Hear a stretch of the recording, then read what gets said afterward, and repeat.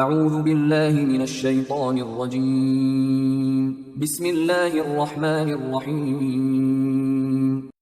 سورہ صاد آیات نمبر 1 تا 14 میں بیان کہ قرآن لوگوں کے لیے ایک یاد دہانی ہے، لیکن وہ صرف تکبر اور غرور کی بنا پر اس کی مخالفت کر رہے ہیں۔ ان لوگوں پر یہ بات شاک گزری ہے کہ اللہ نے انہی میں سے ایک ایسے شخص کو رسول بنا دیا جو بہت مالدار نہیں ہے، اسی لیے یہ لوگ رسول کو ساحر و کذاب قرار دے رہے ہیں۔ ان سے پہلے بھی مختلف قوموں نے اپنے رسولوں کو جھٹلایا تھا، آخر ہمارے عذاب نے انہیں آ پکڑا۔ اعوذ باللہ من الشیطان الرجیم بسم اللہ الرحمن الرحیم۔ صاد والقرآن ذی الذکر۔ صاد ان حروف مقطعات کے حقیقی معنی اللہ اور رسول اللہ صلی اللہ علیہ وآلہ وسلم ہی جانتے ہیں۔ اس قرآن کی قسم جو سراسر نصیحت ہے۔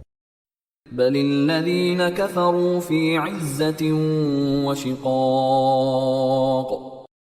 یہ کفار مکہ جو انکار کر رہے ہیں اس کی وجہ صرف ان کا تکبر اور ضد ہے۔ کم اہلکنا من قبلہم من قرن فنادوا ولا تحین مناص۔ ہم ان سے پہلے کتنی ہی قوموں کو ہلاک کر چکے ہیں، پھر جب ہمارا عذاب آ پہنچا تو انہوں نے بہت چیخ و پکار کی، لیکن وہ معافی کا وقت نہ تھا۔ وَعَجِبُوا أَن جَاءَهُم مُّنذِرٌ مِّنْهُمْ وَقَالَ الْكَافِرُونَ هَذَا سَاحِرٌ كَذَّابٌ۔ اور کافروں نے اس بات پر تعجب کیا کہ ان کے پاس انہی میں سے ایک خبردار کرنے والا شخص آ گیا، اور کافر یہ بھی کہتے ہیں کہ یہ شخص تو جادوگر اور سخت جھوٹا ہے۔ اجعل الآلہة الہا واحدا ان هذا لشیء عجاب۔ کیا اس نے ہمارے تمام معبودوں کی جگہ ایک ہی معبود بنا دیا ہے؟ بے شک یہ تو بہت ہی عجیب بات ہے۔ وانطلق الملأ منهم ان امشوا واصبروا على آلهتكم۔ اور ان لوگوں کے سردار یہ کہتے ہوئے تیزی سے اٹھ کھڑے ہوئے کہ یہاں سے چل پڑو اور اپنے معبودوں کی پرستش پر ثابت قدم رہو۔ ان هذا لشیء یراد۔ یہ شخص جو کچھ کہہ رہا ہے یقیناً اس میں اس کا کوئی مفاد ہے۔ ما سمعنا بهذا في الملة الآخرة إن هذا إلا اختلاق۔ یہ ایک معبود والی بات تو ہم نے اپنے پچھلے دین میں کبھی نہیں سنی، یقیناً یہ اس کا اپنا بنایا ہوا جھوٹ ہے۔ أأنزل عليه الذكر من بيننا۔ کیا ہم سب میں یہی شخص ایسا تھا کہ اس پر قرآن نازل کیا گیا ہے؟ بل هم في شك من ذکری۔